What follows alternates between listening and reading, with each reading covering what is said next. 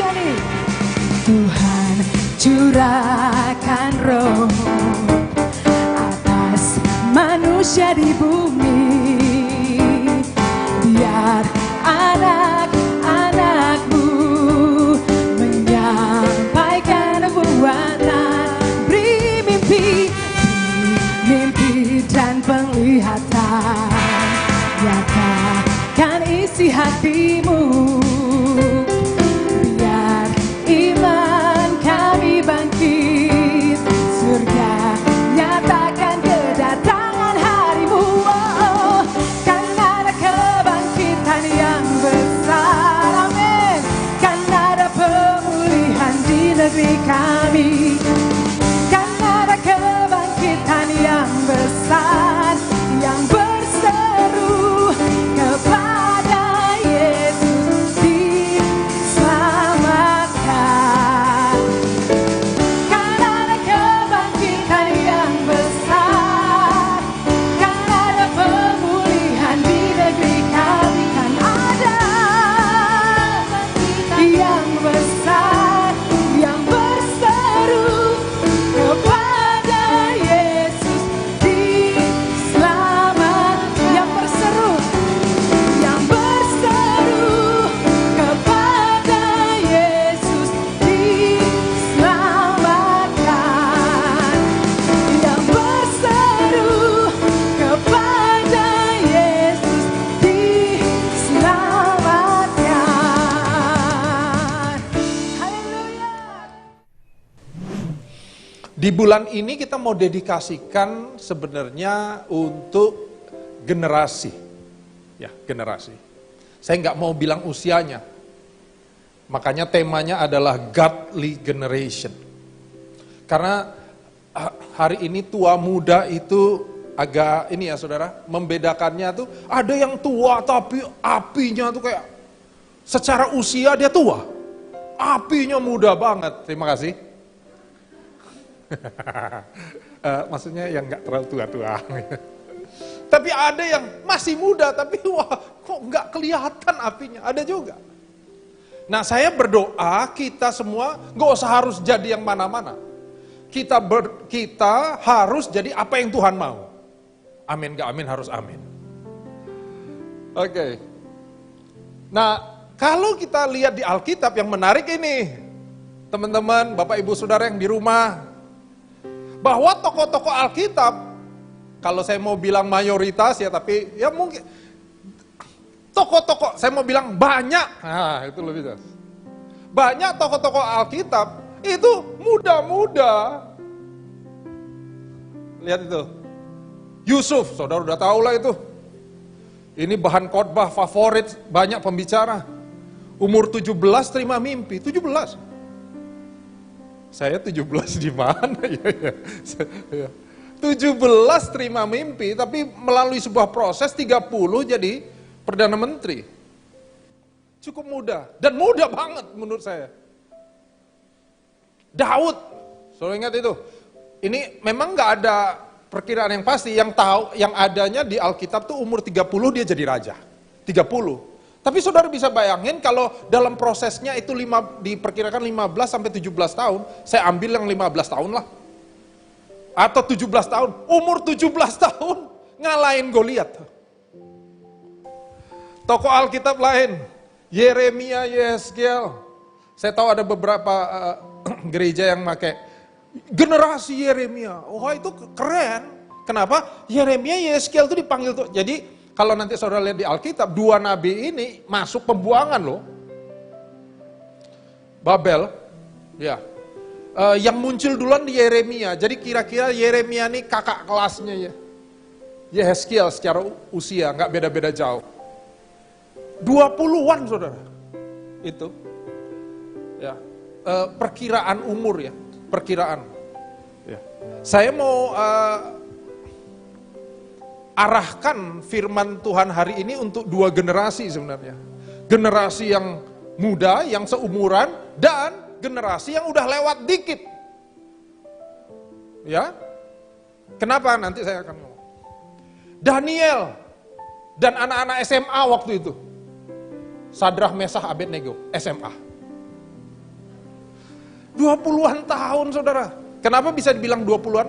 Umur-umur ini kan umur-umur pembuangan.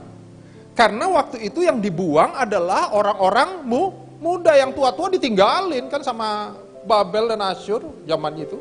Ditinggalin, diangkatlah anak-anak muda, dibawa. Makanya orang bisa memperkirakan, oh usia mereka di tahun kapan itu kira-kira segini. Ya. Paulus, Stefanus, itu 20-an loh. Umur Paulus mungkin late 20 waktu dipanggil Tuhan. Dia meninggal sekitar umur 50-an, 60-an. Ya, dia melayani sekitar hampir 30-an tahun. Tuhan Yesus saudara tahu 30 tahun melayani. Kalau orang hari ini pakai data statistik kesuksesan, ya orang mungkin melihat pelayanan Tuhan Yesus gak sukses ya. 3 tahun. Kita gereja ini udah lebih dari 3 tahun Tuhan pelihara, ya kan? Kalau kita pakai data statistik manusia, orang akan bilang apa? Makanya hati-hati dengan menilai sebuah data statistik, saudara. Yang harus kita uji adalah apakah data statistik mana yang memang Tuhan mau untuk saudara dan untuk saya. Ayat dasar kita hari ini adalah 1 Timotius 4 ayat 12. Sama-sama. Jangan seorang pun menganggap engkau rendah karena engkau muda. Jadilah teladan bagi orang-orang percaya dalam perkataanmu, dalam tingkah lakumu, dalam kasihmu, dalam kesetiaanmu, dan dalam kesucianmu. 13, sementara itu sampai aku datang, bertekunlah dalam membaca kitab-kitab suci, dalam membangun dan dalam mengajar. Saya bagi dalam 3 poin, supaya paling enggak mempermudah saudara menangkap makna dari ayat ini. Poin yang pertama, menjadi generasi yang dapat dihargai. Ya. Kalau kita lihat dari, nanti sempat baca dari ayat 1 gitu ya, ayat 1 pelan-pelan. Saudara kita akan menangkap bahwa yang dibahas oleh Paulus, saya makin mengerti juga kenapa Paulus bisa memuridkan Stefanus yang sangat muda. Kenapa? Salah satunya karena waktu Paulus dipanggil, dia belum tua-tua sekali. Dia juga masih muda. Tapi kalau kita lihat Paulus ke Stefanus, ada unsur itu juga. Tapi yang dimaksudkan Paulus, yang diukur oleh Paulus dalam sesuatu yang dihargai, di dalam konteks ayat ini, bukan hanya umur. Memang perbedaan dia sama Stefanus membantu dia ya. Tapi bukan hanya itu. Kalau kita lihat di ayat 6, dia ngomong soal anak muda yang harus terdidik dalam pokok-pokok iman. Asik. Saya merindukan masa itu lagi. Ya, merindukan bahwa anak-anak muda itu kalau ngomong soal kekristenan keren gitu. Saya suka dengan banyak sekarang ada kayak gitu ya gerakan entah di sosmed, di TikTok ya. Ya. Tahu nggak Tuhan Yesus mengasihi Anda, misalnya gitu. Oke lah. Dan itu harus didorong menurut saya. Tentu kita melihat Allah lu anak muda yang ngajar-ngajarin gitu, mungkin gitu ada gitu. Tapi saya senang dalam arti ada interest mereka, anak-anak muda terhadap firman. Itu kan asik ya, keren. Sebentar, aku mau doain kamu. Gitu. Di TikTok tuh.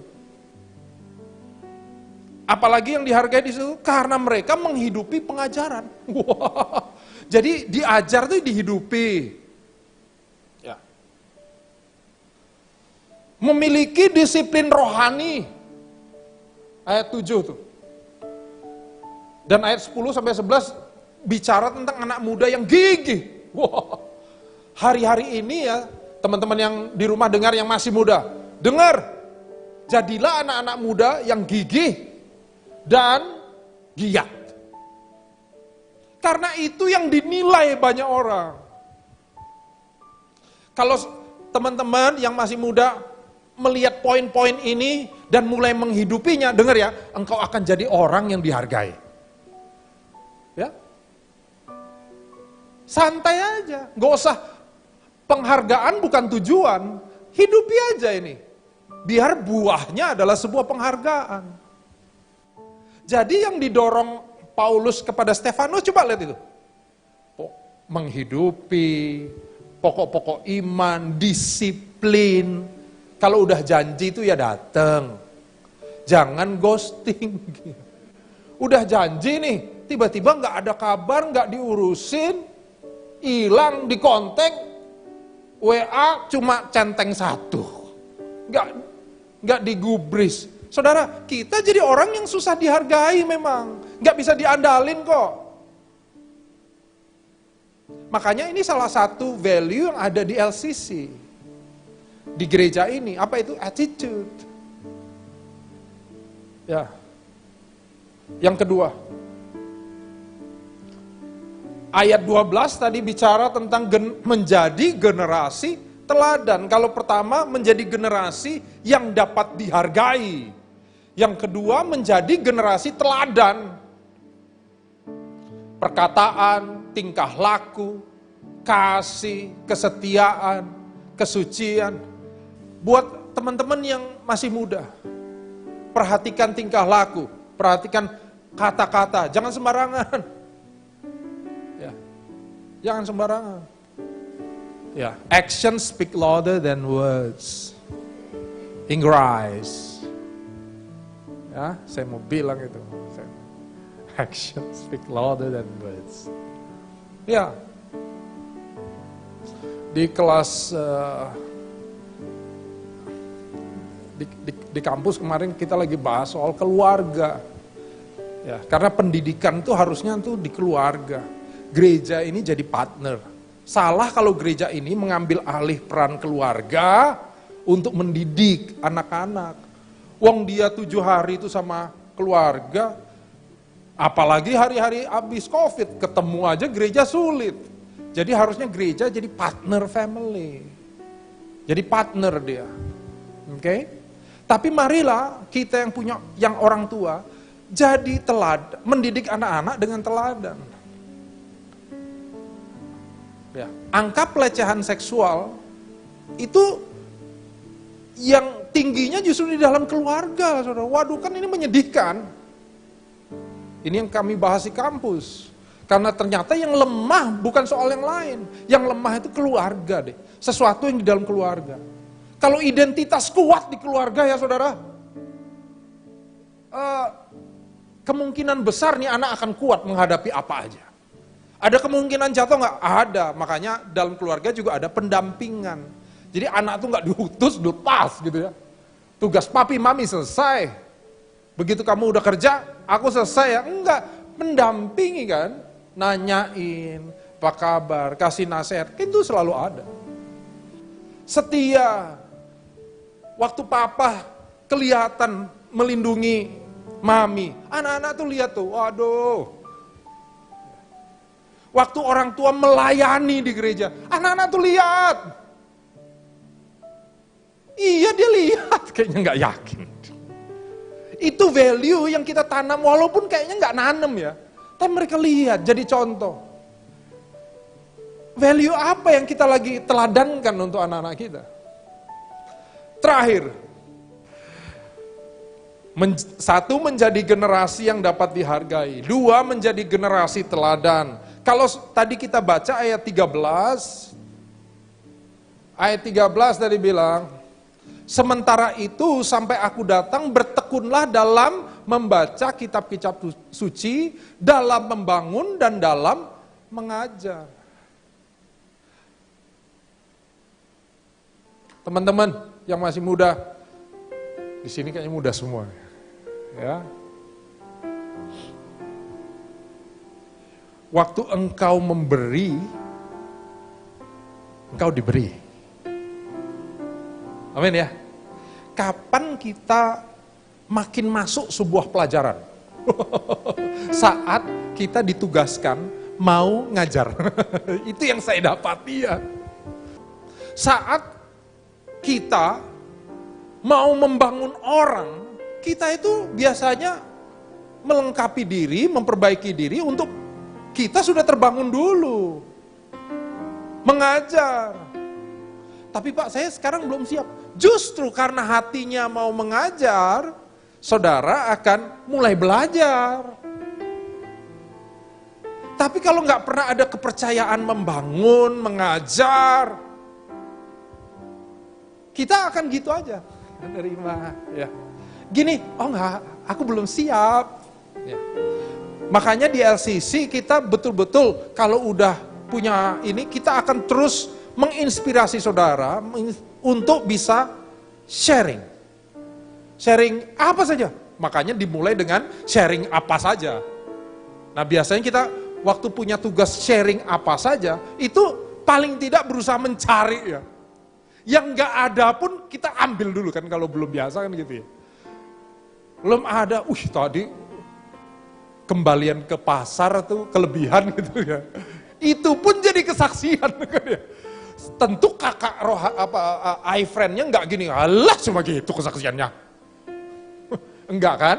Itu sebuah hal yang bagus karena kita mulai gini, berusaha buat link antara penghidupan kita dengan apa yang kita percayai dengan Tuhan. Itu yang hilang hari ini. Anak-anak muda itu seringkali gini loh, ada dunia rohani, iman, ada dunia sekuler, dunia hari-hari. Dua-duanya enggak nyambung. Tapi waktu kita mulai membangun dan mengajar, kita membentuk jembatan tuh antara iman dengan kehidupan kita hari-hari.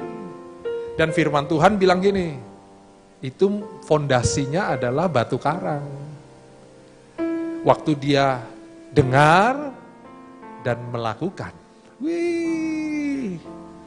Bukan hanya dengar dan dengar saja.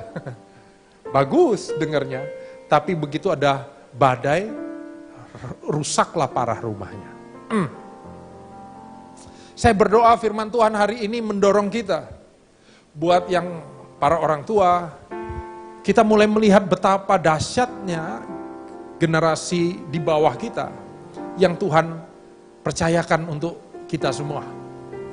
Saya melihat gereja ini justru di sekolah minggunya, makanya gereja ini mungkin boleh dibilang 30% investasi, apa saja, waktu, keuangan, sumber daya adanya di generasi. Ya. Dan saya mendorong saudara yang masih muda, masih studi, dewasa muda, saudara mulai mengatur hidup kita sesuai apa yang Alkitab katakan.